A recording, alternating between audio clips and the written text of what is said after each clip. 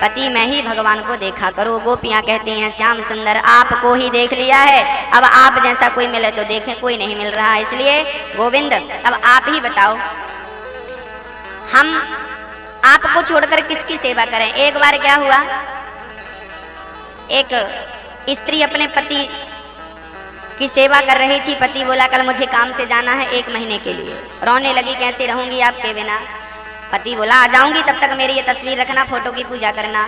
पत्नी फोटो को सामने रखी, पूजा करना, आरती उतारना, सेवा करना। एक दिन पति आ गया, दरवाजा खटखटाया। उस समय पत्नी तस्वीर की आरती उतार रही थी। उस समय पति दरवाजे पर खड़ा था। गोपियां बोली कन्हैया आप बताओ उसे क्या करना चाहिए, फोटो की पूजा करते रहना चाहिए कि जो पति खड़ा है साक्षात उससे मिलना चाहिए। भगवान बोले जब साक्षात दरवाजे में खड़ा है तो फोटो की पूजा क्यों। गोपियां बोली गोविंद यही हम कहना चाहती हैं कि आप साक्षात पति हैं। संसार के पति तो तस्वीर की तरह है, फोटो की तरह है, उन्हें छोड़कर हम साक्षात की तरफ आई हैं और आप कह रहे हैं हमें छोड़कर चले जाओ। आपको कैसे छोड़ दें श्याम सुंदर। पति सुतान भया भ्रातृवान्धवा, जब पति पुत्र परिवार को हमने आपके लिए छोड़ दिया है तो क्या आपको हम इस तुच्छ से परिवार और संसार के लिए छोड़ देंगे क्या। गोपियों का जब ये भाव कृष्ण ने देखा, आहा बड़ा प्रेम है भाई, तब भगवान गोपियों के संग रास रचाने लगे। पर एक बात बताऊं, भगवान की सानिध्यता जल्दी से प्राप्त नहीं होती। भगवान जब गोपियों के संग रास रचाने लगे, गोपियों के साथ नृत्य करने लगे, गोपियों का प्रेम बढ़ने लगा कृष्ण के प्रति, तब गोपियों को अहंकार आने लगा। और भगवान चाहते हैं कि मेरा भक्त बिल्कुल शून्य हो, जीरो हो। जब तक आप जीरो नहीं होते तब तक परमात्मा स्वीकार नहीं करते। गोपियों को अहंकार आ गया, हम तो बड़ी सुंदर हैं, हम तो बड़ी ऐसी हैं। जब गोपियों को अहंकार आया तब भगवान बोले ठीक है तो ऐसी हो तो ऐसी रहो। राधा रानी को लेकर के भगवान श्री कृष्ण चले गए, क्योंकि राधा रानी अभिमान से परे थी। उन्हें लेकर, राधा रानी को लेकर श्याम सुंदर चले गए। सारी गोपियां व्याकुल हो गई, कृष्ण कहाँ हो, कृष्ण कहाँ हो, कृष्ण कृष्ण कृष्ण पुकारने लगी गोपियां। एक पल का वियोग बर्दाश्त नहीं हो रहा है, सारी गोपियां रोने लगी, रो रो करके पुकारने लगी। आगे बढ़ी तो आगे राधा रानी ने कहा श्याम सुंदर मैं थक गई हूं। कन्हैया बोले आओ मेरे कंधे पर बैठ जाओ। कन्हैया झुके, राधा रानी बैठने लगी। भगवान राधा रानी को छोड़कर भी अंतर्धान हो गए, चल पड़े। गोपियां व्याकुल होती हुई आगे बढ़ी और जब आगे राधा रानी को देखा सारी गोपियां मूर्छित हो गई। अरे राधा, क्या उस कृष्ण ने तुझे भी छोड़ दिया? हमें छोड़ा ये तो ठीक है, पर तू कैसे रहेगी उनके बिना?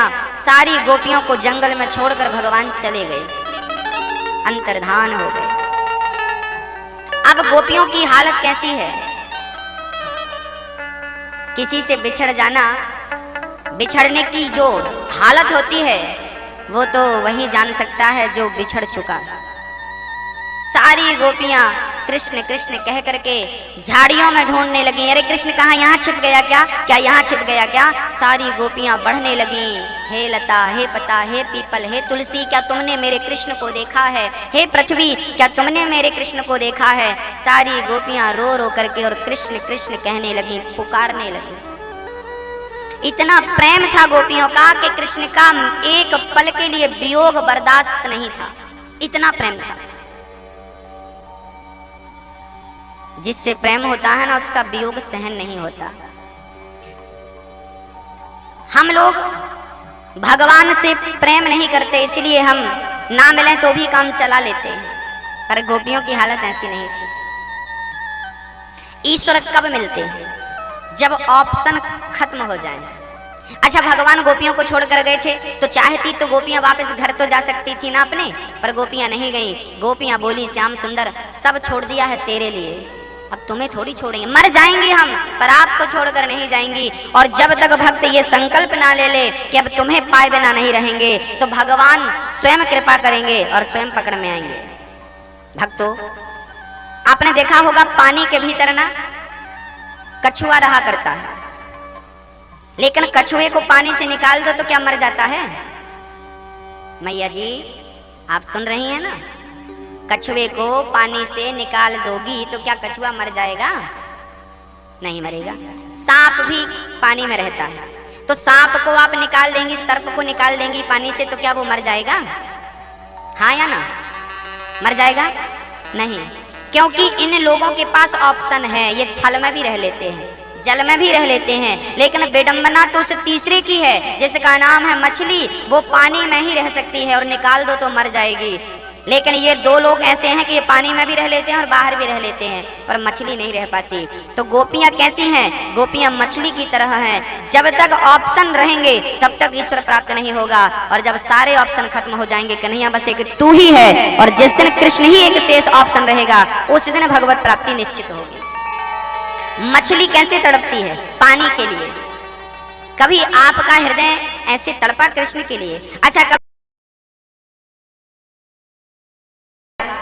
जहाँ बड़े प्रेम से लोग आषाढ़ के महीने में जाते हैं और विट्ठल भगवान, जाते तो 12 महीने हैं, उस महीने में बड़ा दिव्य मेला लगता है और लोग विट्ठल विट्ठल विट्ठला, पांडुरंग विट्ठला, विट्ठल विट्ठल विट्ठला, विट्ठल विट्ठल कह के और विट्ठल भगवान का दर्शन करते हैं। विठोबा की एक लड़की जिसका विवाह विट्ठल विठोबा से, विट्ठल भगवान की नगरी से करीब 25-30 किलोमीटर दूर एक गांव में कर दिया गया। पुरानी परंपराएं हैं, घूंघट में बहुओं को रहना पड़ता था, घर का काम करना पड़ता था। आजकल की बहुएं कहा करती हैं ना, आजकल बहुत सारी हमारी बहनें कहा करती, गुरुजी हमारी सास पूजा नहीं करने देती। तो जिनकी सास पूजा नहीं करने देती, जिनका परिवार पूजा नहीं करने देता, उन लोगों को ये चर्चा बहुत ध्यान से सुननी होगी, क्योंकि आपके इस प्रश्न का इसी में उत्तर है। उसकी ससुराल भी अच्छी नहीं थी, नाम था मुक्ताबाई। महाराष्ट्र में उन्हें और भी किसी नाम से पुकारा जाता है, मुक्ताबाई। विवाह किया, पर वो विट्ठल के चरणों में बड़ा प्रेम करती थी, दिन भर विट्ठल विट्ठल। उसकी आंखों में छवि बसी थी विट्ठल की।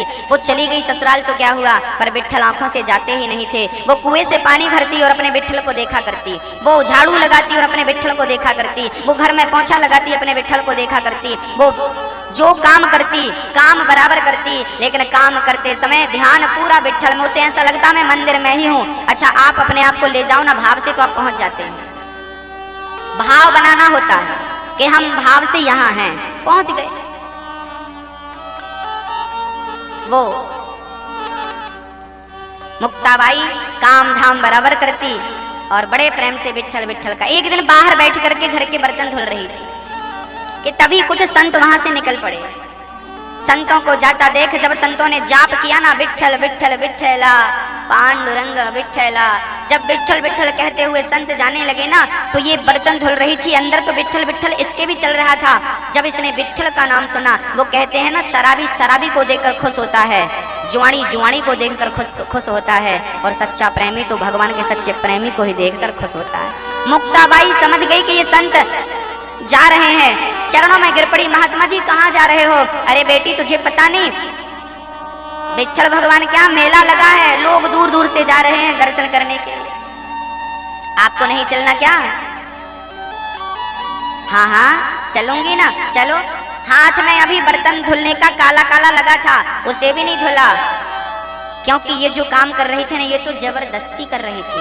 उसका प्रेम भगवान से, काम बराबर करती थी, काम चोरी नहीं करती थी, वो प्रेम बराबर था। संतों के पीछे पीछे चल पड़ी और भाव से विट्ठल विट्ठल विट्ठल विट्ठल विट्ठल विट्ठल विट्ठल विट्ठल गाने लगी और चल पड़ी बड़े भाव से। गांव के लोगों ने देखा कि ये तो फलाने की बहू है। अच्छा, बाबाओं के चक्कर में पड़ गई। कभी कभी आपके घर वाले भी कहा करते हैं ना कि बाबाओं के चक्कर में मत पड़ा करो, ज्यादा कथा भागवत ना सुना करो। आज ना लोग बाबाओं को बदनाम कर रहे हैं। माना कि कुछ लोगों ने, कुछ बाबाओं ने, वैसे वो साधु नहीं है जो गलत करते हैं। साधु कैसा है? साधु कभी भी आपको भगवान से दूर नहीं करता। साधु तो सदा भगवान से करीब ले जाने की कोशिश करता है। हाँ, संत वही है जो भगवंत से जोड़ दे। आपका हाथ, जैसे लड़की का पिता लड़की का हाथ पकड़ता है और लड़के के हाथ में रख देता है, बेटा आज से मैंने बेटी तुझे समर्पित कर दी, अब तू जो चाहे कर, जैसे एक पिता अपनी बेटी को उठाकर अपने दामाद को सौंप देता है, ऐसे गुरु पिता होता है, अपने भक्त का हाथ उठाकर और भगवान के चरणों में रख देता है, उनके हाथ में सौंप देता है। ये गुरु का काम है। गुरु का काम भी पिता की तरह है। जैसे एक पिता अपनी बेटी को, ऐसे गुरु अपने भक्त को, शिष्य को। गुरुओं के पीछे पीछे चल पड़ी। गांव के लोगों ने कहा बाबाओं के पीछे घूम रही है। ससुर जी बड़े खतरनाक थे। मुक्ताबाई के लेकर के पकड़ करके बाल पकड़ के घसीट करके गांव के बीच से गलियों से लेकर आ रहे हैं। नाम खराब कर रही है, बिट्ठल बिट्ठल का ढोंग कर रही है, चल घर में काम धाम कर। ले आया घर में, रस्सी से बांध दिया कस करके, एक खंबे से कस करके बांध दिया, हाथ बांध दिया, पांव बांध दिया और बांध दिया।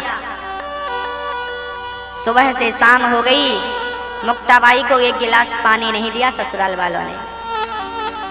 सास आती और गाल में 2 तमाचा जमा के चली जाती।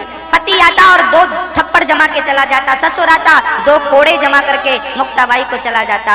पर मुक्ताबाई आंखों में आंसू भर के कह रही थी, श्याम सुंदर, इन लोगों का मारा हुआ इतना दर्द नहीं कर रहा है जितना दर्द तेरा वियोग कर रहा है कन्हैया। मेरे विट्ठल, यदि तू मिल जाएगा तो ये जो कोड़े पड़ रहे हैं, ये जो थप्पड़ पड़ रहे हैं, ये तो मुझे फूलों जैसे लगते हैं, लेकिन तेरा वियोग मुझे कांटों की तरह चुभ रहा है गोविंद।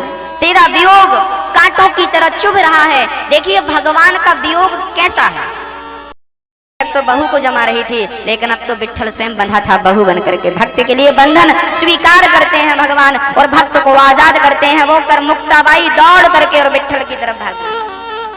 उसे कुछ याद नहीं रहा कि मुझे किसने खोला, और वो तो भाव से चल ही रही थी। बस ये बेड़ियां हथकड़ियां जाने नहीं दे रही थी। ये खुल गई तो दौड़ पड़ी। आंख बंद है और विट्ठल विट्ठल, ना सामने कंकड़ दिख रहे हैं, ना कांटे दिख रहे हैं, ना नदियां दिख रही है। चल रही है, बस चल रही है, और चलती चलती वो जिस ओर जा रही है बस उसी ओर उसकी मंजिल है। चलती चलती चलती वो पहुंच गई।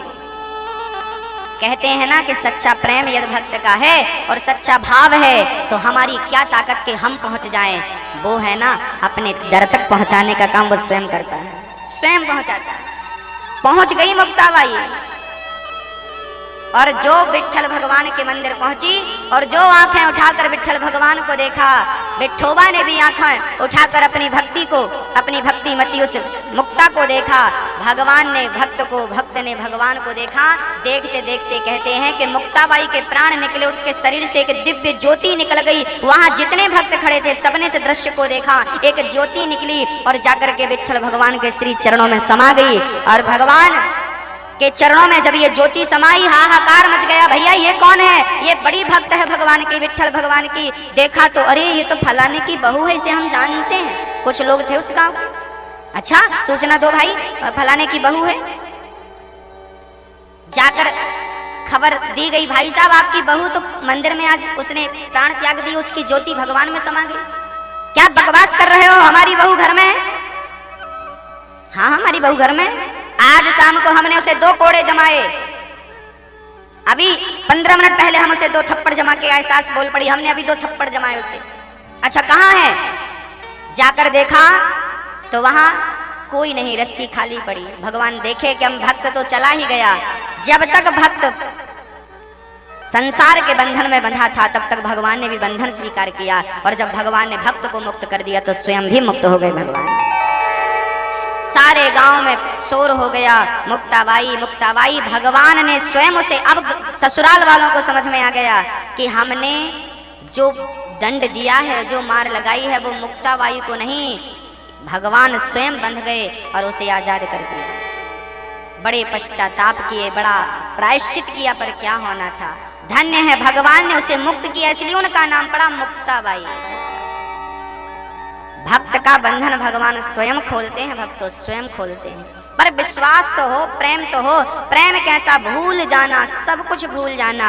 गोपियां ऐसा ही प्रेम करती हैं, और जब सब भूल गईं तो इते गोप्याः प्रगायन्त्यः प्रलपत्याश्च चित्रधा रुरुदुः सुस्वरं राजन् कृष्ण दर्शन लालसा। जब गोपियों के हृदय में प्रबल उत्कंठा हुई, तासा माविर भूछोरी स्मयमान मुखाम्बुजः पीताम्बरधरः स्त्रग्वे साक्षान्मन्मथः। भगवान गोपियों के मध्य में प्रकट हो गए। जब गोपियां मानो विरह के सागर में अब डूब जाएंगी, तब भगवान प्रकट होते हैं। गोपियां रोती हैं कृष्ण के लिए। अच्छा, रोना पड़ता है, मैं रोज कहता हूं आपसे, शर्त है, रोना है। गोपियों के लिए भगवान, गोपियां कृष्ण के लिए रोती हैं। आप भी कभी कभी आंसू बहा लिया करो, अपने आंखों से आंसू निकालो और गोविंद के श्री चरणों में चढ़ा दो। भगवान गोपियों के संग रास रचाने लगे। जितनी गोपियां थी उतने रूप में भगवान प्रकट भय। हर गोपी को ऐसा लगा सबसे पहले मुझे मिले। अब गोपियों ने प्रश्न कर दिया, कन्हैया आपने देखा होगा संसार में 3 किस्म के लोग होते हैं। एक वो होते हैं जिन्हें कोई प्रेम करे तो उनसे भी वो प्रेम कर लेते हैं। कोई होता है कि जिन्हें सामने वाला तो प्रेम कर रहा है पर सज्जन ये प्रेम नहीं करना चाहते। और तीसरे वो होते हैं ना जिन्हें हम प्रेम करते हैं ना वो प्रेम करते हैं। आप कौन से वाले हैं? कन्हैया ने कहा, देखो हम तो ऐसे वाले हैं कि जो सच्चे भाव से हमें भजता है, जो सच्चा प्रेम करता है, हम चाहे ना चाहें, यदि वो हमें प्रेम करता है तो हमें भी उससे प्रेम हो जाता है। भक्त जितना प्रेम करे भगवान से, उससे कई गुना ज्यादा प्रेम भगवान करता है भक्त से। और गोपियों के संग भगवान महारास रचाना प्रारंभ करते हैं। बड़े प्रेम से भगवान रास रचाते हैं, है ना। अद्भुत रास है भगवान का। सारी गोपियों का आलिंगन कर रहे हैं भगवान। सारी गोपियों को कभी कंधे पे हाथ रख करके गोपियों के संग नाच रहे हैं, कभी झूम रहे हैं। अच्छा, आप ये सोच रहे होंगे कैसे भगवान है गोपियों के संग नाच रहे हैं। आज थोड़ा मैं पर्दा उठा दूं इस संदेह से, ये गोपी कौन है? गोपी, गो मतलब होता है, गो मतलब होता है इंद्रियां, पी मतलब होता है पीना। जिन्होंने अपनी वासनाओं को पी लिया है, रसों समूह, जो रसों के समूह को ना, संस्कृत में रसों के समूह को रास कहते हैं। रसों के समूह को ये रस है। आज भगवान बड़े प्रेम से गोपियों के मध्य में रास रचा रहे हैं। ये गोपी, गौ मतलब इंद्रियां, पी मतलब जिन्होंने अपनी वासनाओं को, अपनी इच्छाओं को, काम उत्तेजना को समाप्त कर दिया है, वो गोपियां हैं। उनका नाम गोपियां। गोपियां कोई साधारण स्त्रियां नहीं थी। गोपियां काम क्रोध पर विजय प्राप्त कर चुकी, वो बड़े बड़े संत थे, वेद की ऋचाएं हैं। इस जन्म में गोपी के रूप में अवतीर्ण हुई और भगवान सारी गोपियों का आज आलिंगन करके और उन्हें कृतार्थ कर रहे हैं। कई लोगों को ना बड़ी दिक्कत है, भगवान ने रास क्यों रचाया, रास क्यों रचाया। आज संदेह आपका हम दूर कर दें, रास क्यों रचाया। देखो, जब भगवान श्री राम 14 वर्ष के लिए वनवास गए, तब राम जी जंगल में बड़े बड़े संतों के पास गए थे, पर दर्शन देकर ही आगे बढ़ते जा रहे थे। संत बोले, प्रभु हम आपके दर्शन से अभी तृप्त नहीं हुए। तब भगवान बोले, अगले जन्म में गोपी बनकर आ जाना, मैं तुम्हारे संग झूम करके नाच करके तुम्हें तृप्त कर दूंगा। वो सारे संत इस जन्म में भजनानंदी और आज गोपी बनकर आए। सबके संग झूम झूम करके नाच नाच कर भगवान ने सबको तृप्त कर दिया। और परमात्मा परमात्मा है, संशयात्मा विनश्यति। ईश्वर पर और ईश्वर की लीलाओं पर जो संदेह करता है उसका सर्वनाश हो जाता है, नाश हो जाता है। ऐसा मैंने ही गीता में लिखा, संशयात्मा विनश्यति। शास्त्रों पर और भगवान पर संदेह करने वाले का नाश हो जाता है। इसलिए ईश्वर संदेह का सब्जेक्ट नहीं है, ये श्रद्धा का, जिज्ञासा का सब्जेक्ट है। जिज्ञासा हो, श्रद्धा हो तो ये सब चीजें समझ में आ जाएंगी। और गोपी किसी स्त्री का नाम नहीं है। उस रास में शंकर जी भी आए पर गोपी बनकर आए, तो गोपी बनकर आज भी वृंदावन में गोपेश्वर महादेव विद्यमान है। तो भैया गोपी बनकर तो भगवान शंकर भी पधारे हैं। तो वहां पर जितने भी पहुंचे थे ना, ये गोपी भाव है। और भगवान आज रास में सबको भाग दे करके आनंदित हो रहे हैं। लगा लेंगे, बोले महाराज आप तो ऐसे 10 कुएं खुदवा सकते हैं, पर हम गरीब आदमी ऐसे कुएं कभी नहीं खुदवा सकते ना। तो हमारी एक ईंट भी यदि लग जाएगी तो हम मर कर जाएंगे। भगवान पूछेंगे क्यों, तुमने क्या किया? तो कम से कम कह सकते हैं कि हमने कुआं तो नहीं खुदवाया, पर उस कुएं में अपनी श्रद्धा से, हैसियत से एक ईंट बन पड़ी तो एक ईंट का दान कर दिया था। सेठ जी को बहुत अच्छा लगा और फिर सेठ जी ने एक कुआं खुदवाया जिसमें सबसे भीख मांगी, भैया तुम थोड़ा सा दे दो तुम, क्योंकि आप सभी गरीब आदमी इतना बड़ा नहीं कर सकता काम, तो मिलजुल कर एक काम कर लो ताकि इसका फल आप सबको प्राप्त हो जाए। ऐसे ही हम मिलजुल कर कोई काम कर लें ताकि हमारे सहयोग से किसी का घर बस जाए, किसी को तो शांति मिले। वृद्ध माँ बाप की सेवा हो, बेटियों का विवाह हो, जिन बेटियों के माता पिता असमर्थ होते हैं ऐसी बेटियों का विवाह संस्था के द्वारा होता है। और आपके सहयोग से जिन जिन ने सहयोग दिया है आपका बहुत बहुत धन्यवाद। ईश्वर आपकी झोलियां भर के रखें, कभी आपको कमी ना हो किसी चीज की, भगवत प्राप्ति हो, भगवत कृपा आप सभी पर बराबर बनी रहे, बरसती रहे, आपका जीवन खुशियों से भरा हो, ऐसी मेरी विनती है गोविंद से। कुछ भक्तों ने सहयोग दिया है, उनका नाम जगन्नाथपुरी में 9 जनवरी से कथा है। कितने तारीख से है मैया जी? आप में से कोई चलना चाहेगा जगन्नाथपुरी? अच्छा, कौन कौन जाना चाह रहा है?